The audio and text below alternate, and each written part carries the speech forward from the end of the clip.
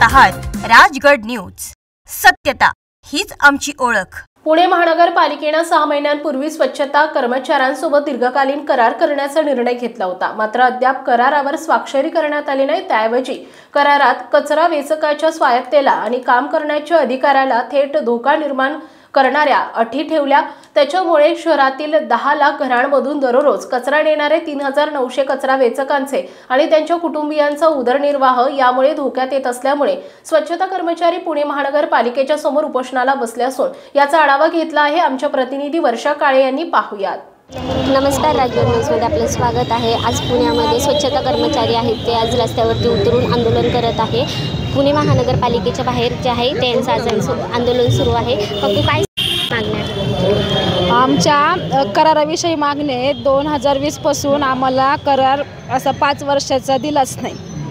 आम्हाला करार देतात 1 वर्षाचा, 2 वर्षाचा, 1 वर्षाचा, 11 महिन्याचा, 12 महिन्याचा। आम्हाला हे महानगरपालिका करार का देत नाही? 5 वर्षाचा आमचा करार आहे। प्रत्येक म्हणजे कोणते नगरसेवकाशी नगरसेवकाला 5 वर्षे, मग हा स्वच्छला आम्हाला करार देत नाही 5 वर्षाचा। गेले आम्ही 7 महिन्यापासून महानगरपालिकेचा पाठपुरावा घेतो। आमच्या 4 बायका, 5 बायका, 10 बायका असं मिळून आम्ही पालिकेत रोज येतो। रोज त्यांना विचारतो आमचा करारविषयी काय झालं, तुम्ही का आम्हाला सांगत नाही? तर ते आम्हाला वेळ देत नाही, टाळाटाळ करतात। आमच्या बायका कॅमेऱ्यामध्ये बघून येतच नाहीत, आयुक्त उपायुक्त आम्हाला।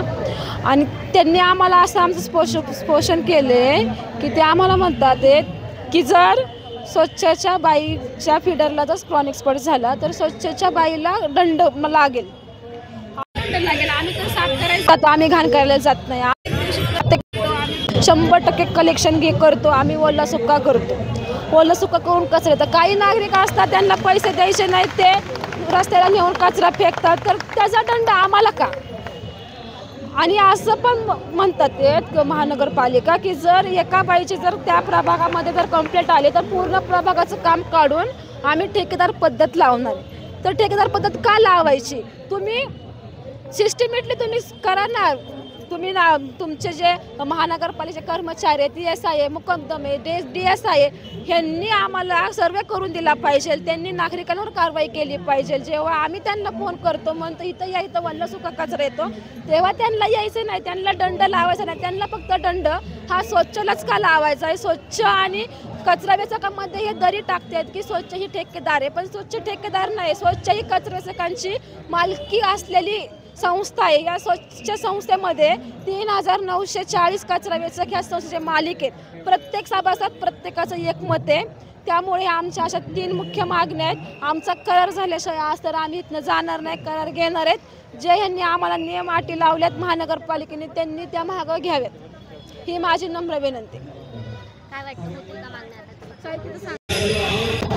आम्हाला साहित्य वेळेवर येत नाहीये, काय हँगलोज येत नाही, मास्क येत नाही, पकड येत नाही, गाड्या येत नाहीत वेळेवर, आणि आम्हाला बिगारी नसतात गाड्यांवर।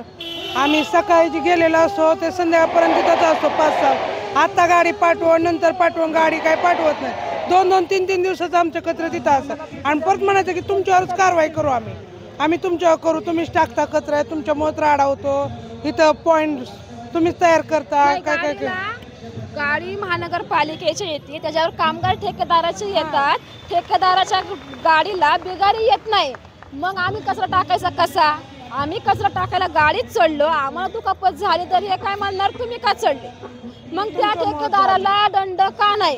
स्वच्छ संस्थेला दंड का? महानगरपालिकेला वर्षाला 2 बादल्या देते, त्या लगेच फुटत्यात। आमच्याला रोज वल्ल्या पाण्याने आमच्या आंघोळवरती काम करताना अक्षरशः तरी आम्हाला बकेटी नाहीत, आम्हाला ग्लोव्ज नाही। फक्त दंड म्हणलं तर स्वच्छवर काम, ठेकेदाराला दंड द्यावा। आज ठेकेदारांच्या बायका रोड झाडतात, त्या गोळा करतात कचरा, आमच्या फिडरपाशी नेतात, मग त्यांना दंड का नाही? फक्त स्वच्छच्या बाईला दंड का? स्वच्छच्या एवढं जर पोषण करतात त्यांनी, महानगरपालिकेने जर आम्हाला एवढी नियमावली लावली तर आम्ही पण शांत राहणार नाही। आम्ही असेच आंदोलन करत राहणार आहे जवळ आमच्या